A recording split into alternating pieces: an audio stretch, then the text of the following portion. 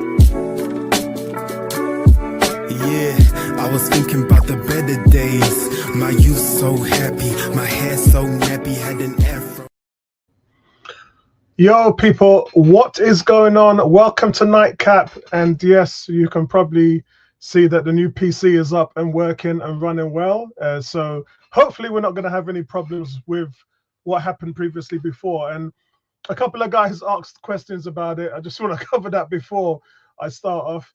It's literally because the system that I'm using, not the computer that I'm using, but the StreamYard system that we're using, is added so much to the facility of use that it's just so bundled up. Greetings, Andrew. I hope you're okay, bro.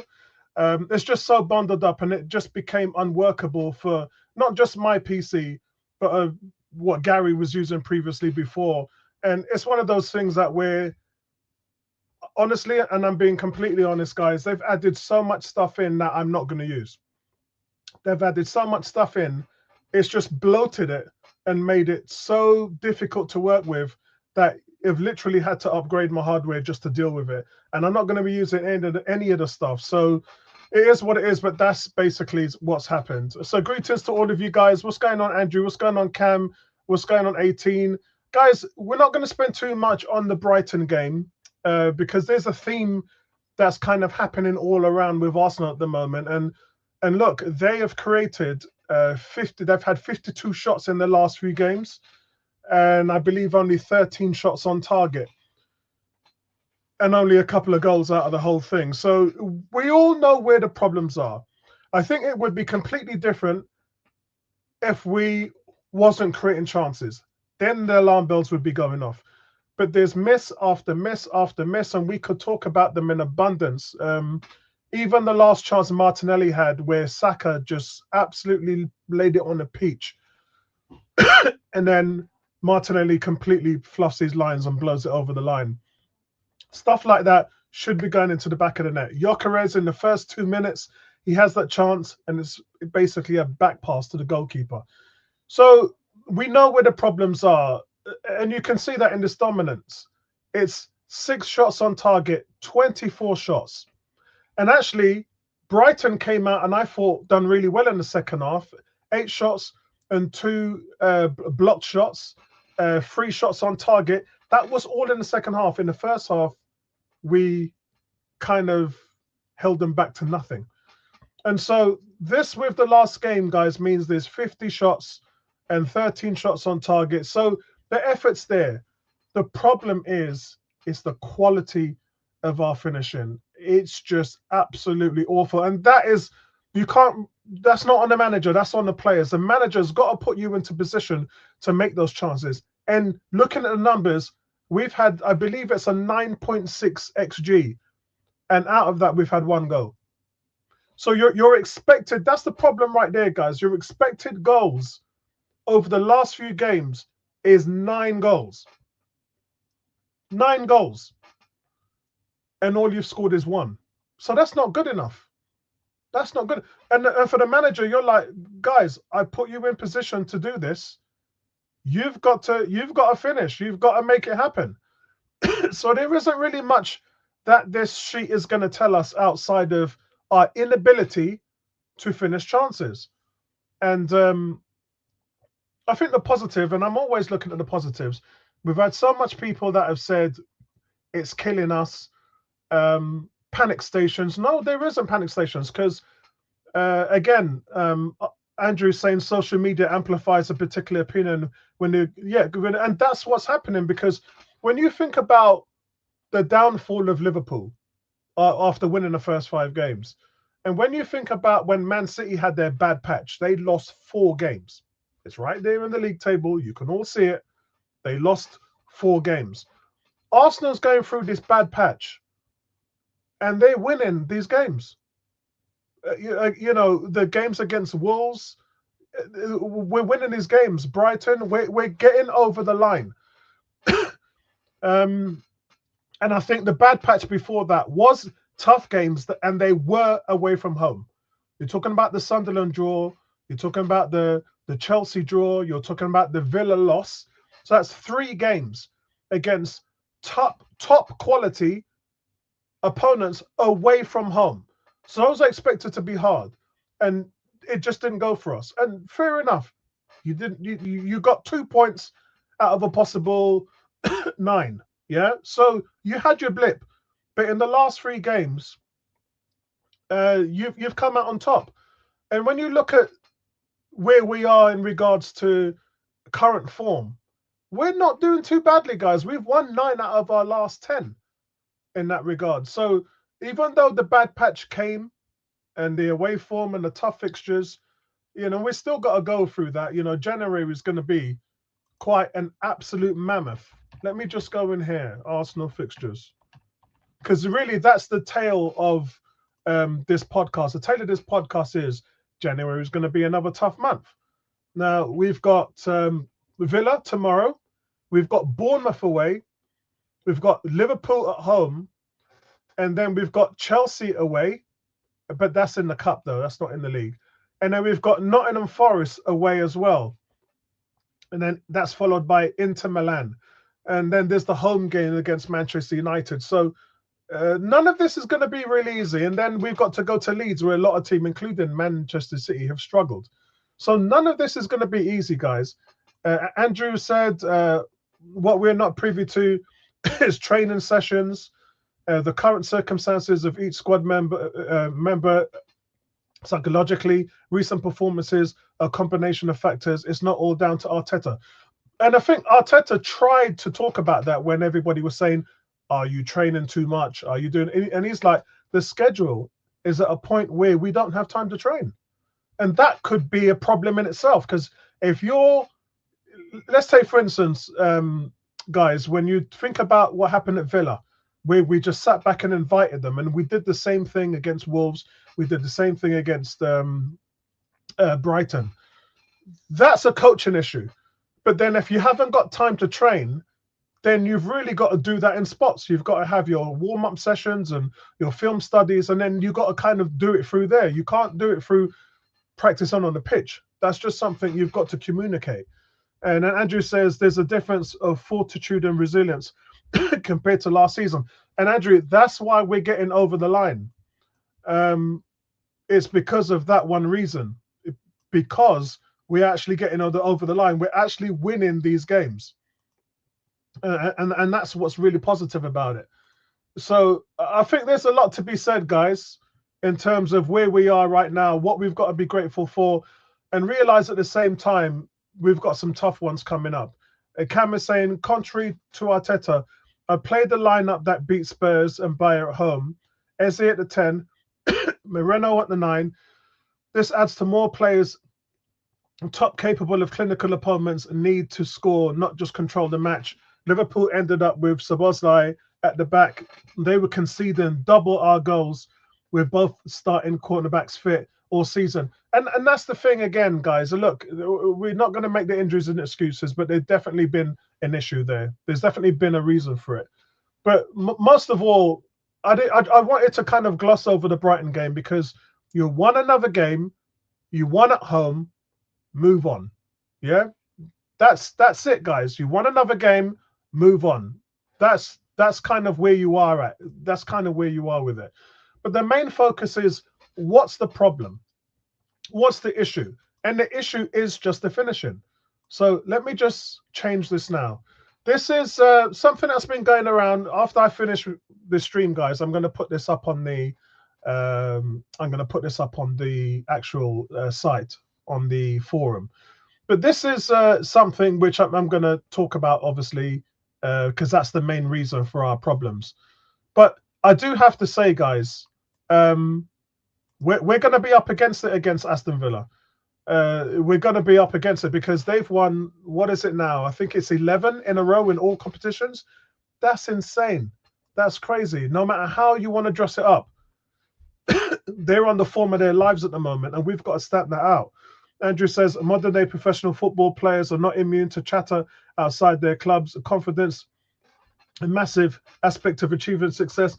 And I think in regards to the confidence thing, that's what's happening with Villa at the moment now. They are sky high on confidence. That's the most confident team in the league. I thought at Chelsea, when Chelsea went 1-0 up, I thought that's it. There's no way they're going to come back. And then they did. They came back.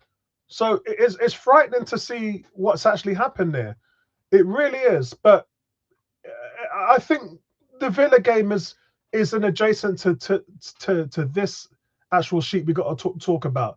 The sheet explains the whole philosophy and the difference between probability and scoring, the probability of scoring and conceding.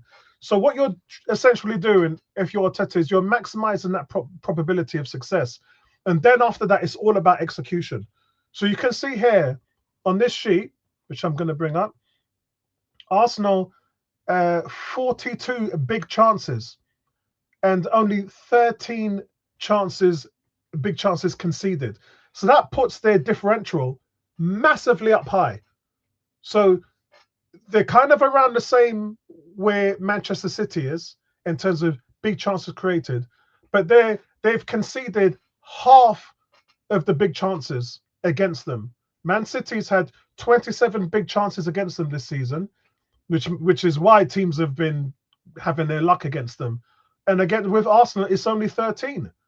And it speaks to the amount of clean sheets and the defensive ability that Arsenal have of shutting teams down. That's really what it speaks to. That. But that differential means that Arsenal are firing way and above what they should be. And after that, guys, it's about execution. It's down to the players to make that probability a difference. And that's the reality. So Arteta, when you look at it, guys, we've been talking about this for a while. Arteta has been outclassing managers for quite a few years now. A lot of managers you talk to, they talk about Arteta as a manager. They talk about his philosophy. They talk about his style. And they say, this guy's he's outdoing us. In terms of his managing prowess, it's been fantastic. And then it's down to the players to make that a reality. And that's where we're struggling. Because, guys, look, if you're a manager, you've got a limited impact on finishing efficiency when when it's on the pitch. You do. You can direct them, tell them what to do, point them into how to dominate a game, which he does. But then the rest is up to the players to finish those chances. The coach's most important task really is kind of maximizing that differential through the structure of the team. So are you in the right shape? Is the setup working? Are the tactics working? And they are, because we've had 50 shots. 50 shots in the last 2 games. 13 of them on target. And only 3 goals. And one of them was an own goal. So only 2 goals. Only 2 goals from 13 shots on target. Yeah, that is nothing to do with the manager. You can, people can be out there, Juju saying, how comes he didn't outclass a 10-man Chelsea? Because Chelsea's a good team. And quite frankly, I think, and this is just my opinion, in the Chelsea game, I thought that we were stumped. I certainly was. We were looking to go into Stamford Bridge and play a top-class team. What we ended up doing was walking in there. Do you remember that 1970s film called Slapshot with Paul Newman? It was the ice hockey film where they used to go in there and beat up everybody and they just throw down their hockey sticks and fight. I was not prepared for that. Arsenal players weren't prepared for that. Our manager wasn't prepared for that. And when I talked to rival fans, they were shocked too. They were like, what on earth was going on there? That was not a game of football. What happened in that Chelsea game was not a game of football. I don't know what it was. And and I hope we never see that again. And quite frankly, Chelsea got what they deserved, which is a man sent off. The stupidity in the recklessness of challenges and the physicality, the over physicality that Chelsea shown, backfired against them. So that game was what it was. It was ugly. It was horrible. And I think both teams will walk away from that thinking, I hope we never have to see that again. I have no idea what kind of tactics Chelsea was working with. But if they do that again, it's only going to backfire. Yeah, That is the long and short of it all. But again, you're talking about going away to a top rival, just like we did against Liverpool, City, and Villa, and we didn't win any of those games because those are tough games. It's like those teams coming to the Emirates. They're not expecting to have an easy time. You're going away to Arsenal. You're coming to the Emirates Stadium. There is no advantage for you because we're at home and they're the away team. And the same applies when we go to our rivals.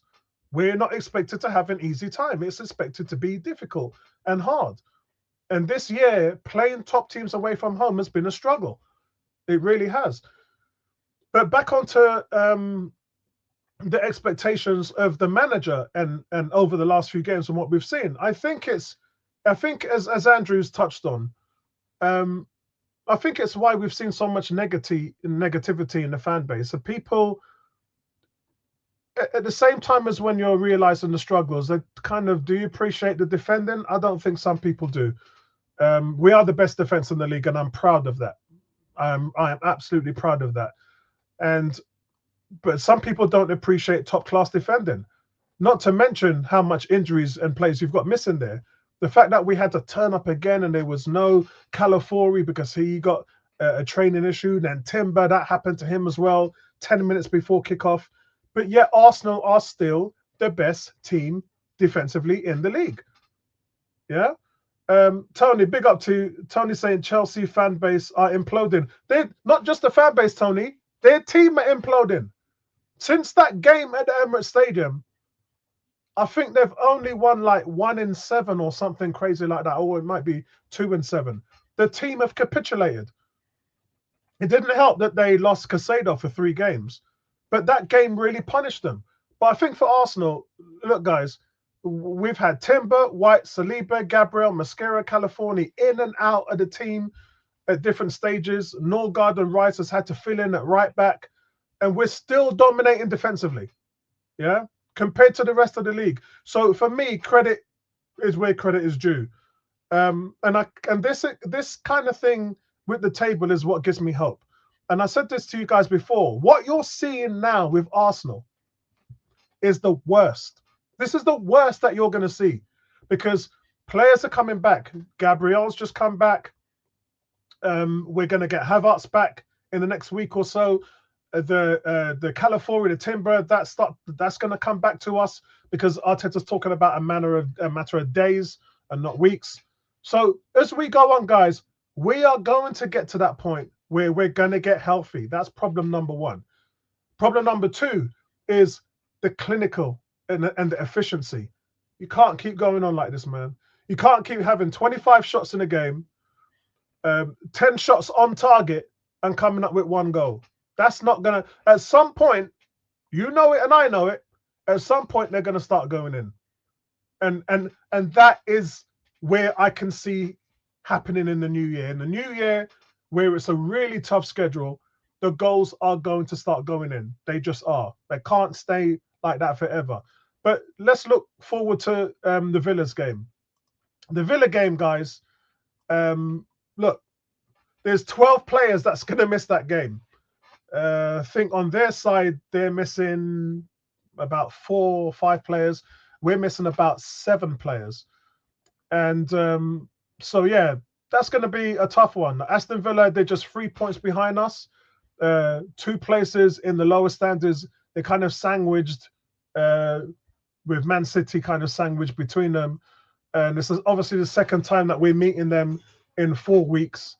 But victory would stamp down Arsenal's credential as early favourites to win the Premier League. It really would. Whoever is able to work past their troubles in this team and their injuries will give themselves the best chance of victory heading into the year. If you think about, if Villa win and Sunderland beat City, Villa go top. That's mad. Villa go top. And so I think, you know, for the second half of the campaign, a win here tomorrow, that's going to put a lot on Arsenal. Remember, Arsenal have won 9 of their last 10 league games at home. So it's solid. The performance has been solid. The only draw was against Manchester City. and it's also 6 wins in a row now. So as I said, in terms of talking about where the team is, Calafiori is a major doubt. Arteta talked about in warm-up, he wasn't comfortable. Urian Timber, the same thing. The problem ahead of the training with Brighton, where he landed awkwardly. So again, he's talking about a matter of days. Don't be surprised if any of those two turn up on the team sheet tomorrow. Kai Havertz, he's days away as well. I thought he was going to actually be on the bench this past weekend. But at the same time, I said, don't rush him. No need to rush him. You've got 3 options there at striker. Jesus is pushing for a start as well. So don't be. I think it's good that he's sticking with Gyökeres because you've got a lot invested in this kid. But at the same time, I think that Jesus has done enough now to start. I think he's gone, look, I've given you 4 or 5 games where I've come on and I've made an impact. And he has. He's come on and he's made more of an impact in those 10 or 20 minutes than Gyökeres has. So you would be fair to go to the manager and say, I should get a start, boss. I should get a start. I deserve a start right now because I've shown you what I can do. I've been an impact in holding up the ball. I've been an impact in link play. And doesn't he look good when he's playing with Martinelli? Oh, when him and Martinelli came on against Brighton, and it's not just the intelligence to put the ball in the corner flag and waste 4 minutes. That was quality. When is the last time we saw an Arsenal team do that? You know, if you'd have done that at Villa away from home, they'd have won the game. Well, not won the game, but they would have got a point out of the game. They wouldn't have lost. But just the link play between them. But then the shots as well. I think he's hit the woodwork 3 times in the last 4 games. And he's looked really gamey. The goals are not flooding for him soon. But I think if you start him, you're gonna give him a pat on the back and congratulate him and reward him for his performances over the last 4 games. There's no disrespect to Gyökeres, but at some point you're going to say, all right, Victor, we're going to rest you for this game because I just don't see it working at the moment. I've not seen what I wanted from you, which is a shame because I also made a point about Gyökeres that just before the injury, he was there, man. Like, Gyökeres was there. Some of the passing, like he played some balls through into the final third that I was like, Victor Gyökeres, I've always said he's more than a goal scorer. You know, in terms of the chances created. I've watched them play for Sporting away from the penalty area and what he's like in a link-up play. And he's a really good player, but we've only got to see a little bit of that. we haven't got to really see him in full flow. And I think it's a matter of things that's bothering the player, but maybe it's I don't think Arteta should give up on him by any means. I'm not saying that. I'm saying there's a player in there, and I've seen it. There's been many times this season where I've seen that there's a player in there. But what I think is fair is that you reward players for their contributions. And Jesus has definitely contributed in a positive light. And that's why I would reward him with a start. Yeah? Nothing wrong with it. And does that mean that you reward Martinelli? Maybe. But then you've got to think that you've got Madueke and Eze, who, by the way, in the last few games, ain't even played any minutes. Not even come off the bench. It's astonishing. But at the same time, if you're going to play them tomorrow, then I ain't got a problem with it. I really haven't. If they don't play tomorrow, then we need to start talking. Then we need to ask the questions. Why is Saka being bled out, game in, game out? And you've got the option there. And when you played him in the Champions League, he scored a couple of goals. Madueke was good. So why haven't we seen him? So look, I'm not saying that he's not going to play. I'm saying let's wait to see what happens tomorrow because Madueke is a guy he's played himself in. Eze hasn't had any minutes at all. So I'm expecting him to start tomorrow. I'm expecting them both to start.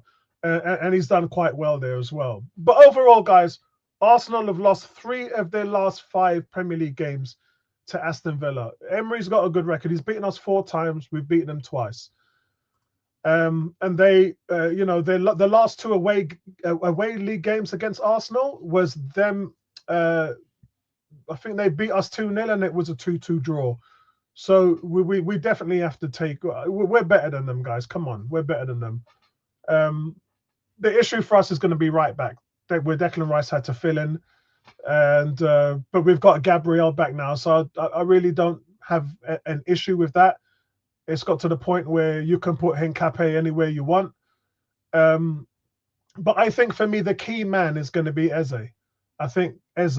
I think Eze, he was involved in 5 goals in the last 4 Premier League home starts. And so, he's definitely, when you're playing at home in front of the Emirates, he's definitely that guy. So I would expect that to happen. But again, Aston Villa, they started the season in 18th place. After 5 games, they were winless. Remember, guys, they only scored 1 goal in the first 5 games of the season. And but I think the problem with them now is they never stop fighting. They've salvaged 18 points from losing positions this season, which is by far the highest in the Premier League. And obviously winning 8 consecutive games on the bounce. They haven't done that since 1910 across all competitions. They're missing Matty Cash. It's crucial because he's the one that scored the winner for them.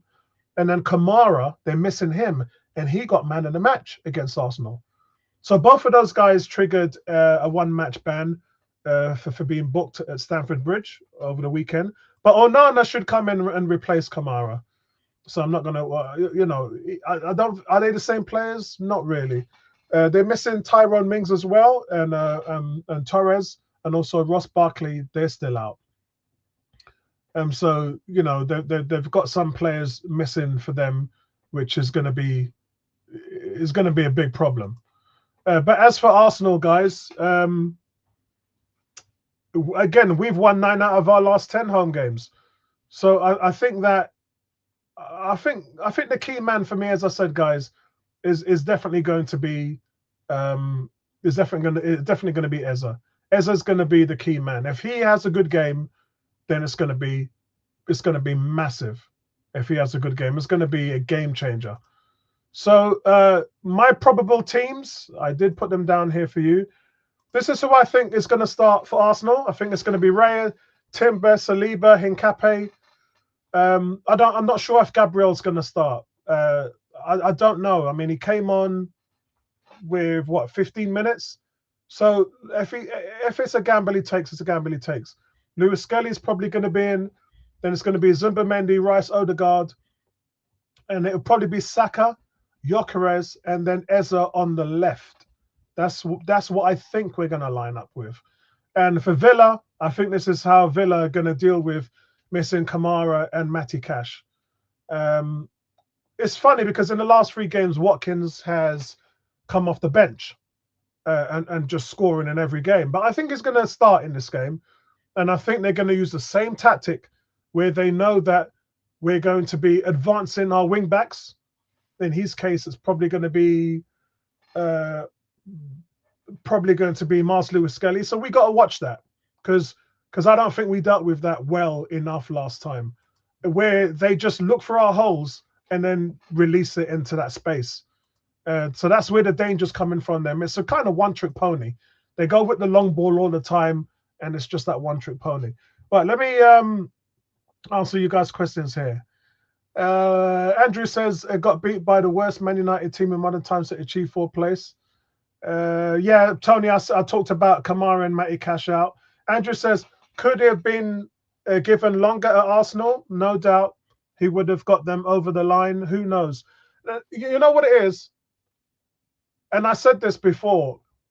When you've got half a stadium empty, that's untenable. And that's the situation they were in. Did he deserve more time? Yes. Was the situation with the owners and the players and the fans constructive? No, it wasn't. It was untenable because number one, the fans weren't turning up to the stadium. Number two, the players had switched off, so they weren't responding to him anymore. And there is no number 3 because that's down to the owners to then change that, because we were on a downhill slide. And let's face it, he had failed. He'd failed to get the team into the top 4, and he had failed to win us the Europa, which is why he was brought in here. If we was brought in here for any other reason, then that would have been something we'd had to judge. But we have to judge him on those two things. Now, Arteta, on the other hand, was employed to get this team from 8th back into Europe. And what he did instead is he not only got us into the Champions League, well, Europa, he got us back into Europe. And then in the year after that, he was already fighting for the title. So I know a lot of people make a lot out of we ain't won the trophy in how many years, but Arsenal, for most of the time, have been punching over their weight because they certainly haven't had the squads to win a title. But the fact that they've got so close, in my opinion, speaks of them really peaking too early. I thought that in the times that they didn't win the league, that they were punching above their weight. I think they're ready now. They may have been ready last year, even though the squad was weak. But previously, before that, they nowhere near had the squad to compete or the experience.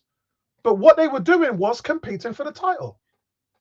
And I think sometimes fans really miss that. Fans are like, no, we should have won. The title was ours. Not really.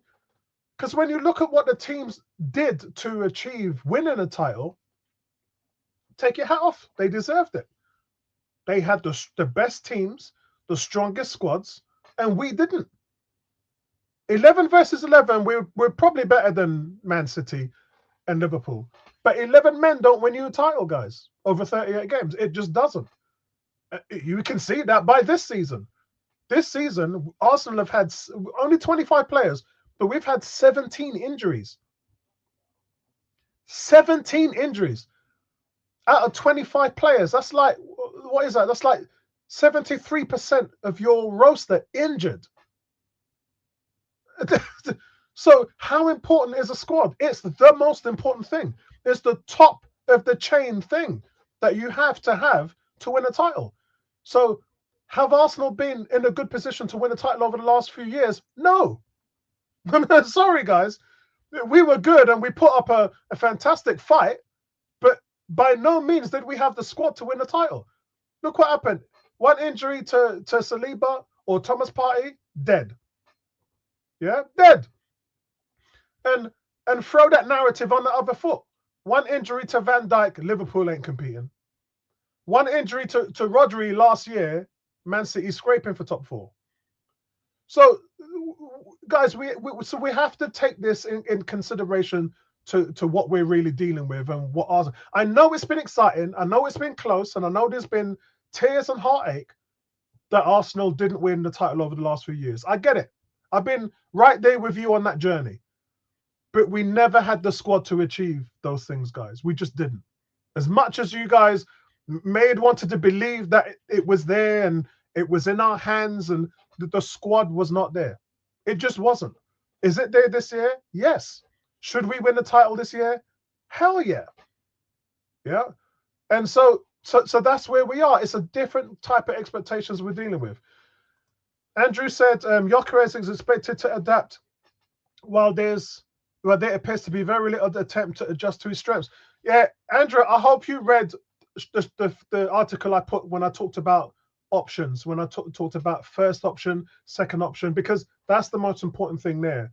And when we compare him to the other strikers, and I sent the list to you guys, Sesko, Pedro, Elenga,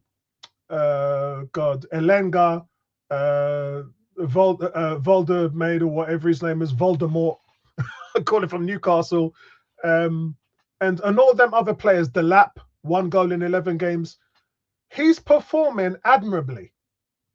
Yeah? Gyökeres is performing admirably. He's nowhere near where them guys like Delap and Sesko and all them other guys are. Them man there is scoring 1 or 2 goals in like 12, 13 games. That man is underperforming massively. But with Gyökeres, he's pretty much where, Pedro for Chelsea, Voldemort for Newcastle. Voldemort, you guys are going to love that. He's pretty much performing on those. And guys, none of them are pulling up trees. I remember we were talking about this a year or so back on the forum, and we said there's not a lot of quality strikers out there. And there was a case where people were saying, yeah, they're out there. This guy, that guy, this guy, that guy, this guy. But those guys have now been bought in. Millions of pounds have been spent on these players. All those options that we said were out there for strikers, they're all in the league now, and they're all playing, and they're not doing great. They're not doing great. So we go back to the fact that there's not a lot of top quality strikers in world football right now. And let's stop comparing everyone to Haaland, because number one, Haaland is an anomaly. Only he doing what he doing. And then he's the first option in that team. Remember, that's important, guys. Gyökeres has the 4th most shots in Arsenal this season. So he's our 4th option. So Eze, Trossard, and Saka are getting more shots than he is. Gyökeres is averaging 1.6 shots per game. So that's less than 2 shots. So your main striker, who you spent 55 million on, is getting less than 2 shots per game. That's not good, guys. That's not good. And on top of that, your number 1 option in Saka, who's getting 2.3 shots per game, has got 4 goals in 13 games. So Saka's numbers are down. Saka's underperforming as well. So I know you guys will just talk about Gyökeres, but it'd be nice to, first of all, understand why he's not scoring the goals, because of he's not our first option. And then at the same time, judge all the other players like Saka in the same way that you judge Gyökeres, because Saka's underperforming as well. Yeah. Juju's saying, who were the opponents in that game trying to see something? Which game? You remind me which game you're talking about. And then, yeah, release the Havertz. Yeah, man, listen. A lot of the fan base was down talking Havertz. We had the bet. Me and Gary had the bet that he was going to score 20 goals last season. He scored 15 goals halfway through the season and was injured for the second half. So imagine that. He gave you 15 goals in all competitions in half the season. Let that just sink in. That was for all that man there that was bashing Havertz. Bashing him. That was for all that man that said he ain't that guy. Yeah? So let's just remember that. Big up to you, Dean, man. Listen, big respect to you. I've been missing you, man, on Nightcap the last few times. As you're aware, I have changed my PC. My whole setup is completely different now. New PC, new 4K monitor, new lighting system, everything's different. So I've just had to, it got so bad that, I've got, you guys give to me and I've got to give back to you. That's the way I see it. So I've had to invest in focusing on getting this channel right, and getting everything needed to ensure that you lot are getting the best quality. I didn't think that the quality you guys were getting was deserving of this channel. Yeah. So that's the reason why I just said, after the last podcast on Nightcap, where I was just getting so much problems with the stream, and it just cutting all the time, I just said, no, we can't carry on like that. This is 2025, man. We need to do better. And that's on us. Yeah. That's on me. Yeah. I got to take responsibility for that. So big shout out to all of you guys, but we ain't going to have them problems anymore. D said, I sincerely hope that we hijack some mayo. Yeah, where you going to play him, bro? And no matter where he goes, he's going to sit on the bench. No matter if he goes United, no matter if he goes City, he's going to be sitting on the bench. That's going to be another Grealish thing, man, where you spend all that money on the player and you're just going to be using him in a rotation. Whichever way you look at it for Semedo, he can be playing less football than what he played at Bournemouth. Would I like him? Probably, but then at the expense of who? You've got Madueke and Saka on the right. You've got Martinelli, Trossard, and Eze on the left. So you've got 5 players. So where does he come in? Yeah. And if that's an aspect which you really want him, and yeah, I'm with you, he's a quality player. And the reason why he's a quality player, because he defends. And that's something you have to do at Arsenal. That's why when man was talking about Victinas Jr. and Rodrigo and all that, I weren't interested. That man don't defend. That man is a problem at Real Madrid. They're part of the problem why Madrid are suffering, because that man leaking goals. Because that man there that's getting paid like that and big up like that, they're great on offense, but when it comes to defending, man ain't putting in the shift. So I weren't all about that. I weren't about that. D says, if we miss out on him, should we go for it? Well, I'm saying we've already got the players there. And if it means, we ain't even talk about Jesus, who I think should be playing on the left. I think Jesus, for me, should be a guy who's playing on the wing because he can dribble past players. You want your guys like Madueke, like Eza, and Jesus, which is our best 3 dribbling players. You want them out wide so they can crash in the box, because that's what defeats a low block. That's what is the answer to a low block defense. I mean, look, we got so much players. We're talking about buying players, and we ain't even got space to. Come on, guys, let's have a bit of logic here. We ain't got space to put Max Dowman and Wanyeri in a team, and we're talking about going buying more players. Wanyeri can't even get a minute on the field. We're talking about him going on loan in January. There's no space. There's no space in the team. Andrew says, will Samay discover a big fish? Yeah, that's another thing, yeah, because Ezra's struggling from that. So that's a good question there. That's good.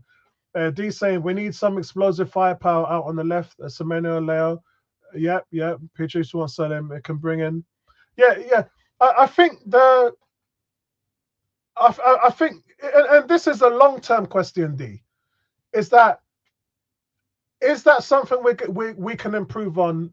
Not so much in January, because not a lot of players are available in January, but definitely next summer. And if that's the case, then we need to start talking about ins and outs. So who would leave? Would Trossard leave? Would Martinelli be sold? Would Jesus be sold? Now, I'm fine with all those options if we can then start to bring in some of those players, yeah? I'm all there with you, bro. I'm all there with you. If those players are better, they put in a shift defensively, they can create and score goals and dribble past, then I'm all for it. If we're bringing in someone with the same issues where they can't get past defenders, they won't defend, they can't dribble, then I'm probably on the sideline with that, yeah? Andrew saying, unlike Salah at Liverpool, yeah, because Salah weren't defending. you know Salah, Slot's problem was man weren't putting in the defensive shift. You know that, and I know that, and the manager knows that, and Salah knows that. Man is like 34 years old, and they expecting him to run up and down the pitch like a 20-year-old. That ain't happening. So whether you go Saudi Arabia or whether you go and join Messi in Orlando, in Miami, yeah, then that is going to be whatever that's going to be. But Salah's days at Liverpool is done, man. It's done. And then D says Samaya will be starting at City, walks into the field. You think so? No way he gets in there over Doku, man. Had a decent season. Yeah, I don't know. I don't think Pep would give up on Doku like that. I don't know. It would be, you know what? It would be interesting to see. It would be interesting to see, yeah? Definitely be interesting to see. All right, guys, let's now remember we're streaming tomorrow, guys. So we're gonna look forward to that and seeing. Actually, I got to check with Tony because I don't even know whether Tony's going to the game or not. Gabby Jesus plays like someone sniffed out of his box. Havertz can finish like a Sunday meal. Useless, the both of them, and what they earn, get rid. Yeah, and as I said, I'm with you, D. If we can find upgrades, it's all about upgrades. Yeah, what we don't want to do, D, is make lateral moves. Lateral moves is not working. Don't bring in a man that's going to do what man's already doing on the pitch. That's not going to benefit us. And we're just going to be stuck with the same problem, but more players. And I've got to ask myself, is that where we are now? That's a question. It's not rhetorical. It's a question because we don't know the answer to that. We do know that Eza has dribbling skills. Yeah, we do know that he has, like Madueke, he has the the skill set to make a difference on a low block. That's a key aspect. That's a gain. That's not a lateral or a disadvantage. What we want is more players that are going to be more productive. And I do think Madueke suffered defensively a little bit, but I think that he's added that to his game. I did call him out in the Man United game and a couple of games, but it looks like he's putting in a shift now. So that problem, Arteta has nipped that in the bud. Eza, though, still has some defensive issues. Eza, I'd like to see him. I'd like to see him improve defensively, because if there's one thing I have to say about Odegaard and Eza, and I would still go with Odegaard, we're talking specifically at the 10. Eza's not a true number 10. Odegaard is. Eza doesn't create as much chances as Odegaard does. And Eza, he doesn't press and defend from the top like Odegaard does. So those three things are concern for me, which is why I would not put him there. Would I put him in the 8 and out on the left? Yeah, of course, all day long. And I like the combination of Odegaard and Eza on the field at the same time. Essentially 2 number 10s or 2 number 8s or whatever you want to call them. So I like that. I like that. D says Semedo kills games in a light switch. Him and Haaland. Yeah, did you know that he is number 1 ranked in the league at shots per game? I did go through that, didn't I? Him, Haaland, and Kuna are the top 3. And I think Mbeumo was number 4. So those guys have more shots than any other player in the league. And I talked about Saka, didn't I? So those guys are averaging 5 shots a game. Saka's 2.3. Gyökeres is 1.6. That's where our problem is, guys. Shoot! All right, guys. Listen, thanks for joining me for tonight. I will check with Tony if he's going to be on here on the stream tomorrow. I'm going to be at the Emirates tomorrow at the game. But yeah, I am going for 2-1 win tomorrow. If we lose that, we're in big trouble. If we lose that, we're in big trouble. But then Man City have got Sunderland? I think they're away at Sunderland. That's going to be hard, man. That's going to be a tough game for them. But yeah, we'll catch up with you tomorrow, guys. A big up to you guys. Thanks for keeping me company. Nightcap in effect. Big up to everybody, man. Nice one, brothers.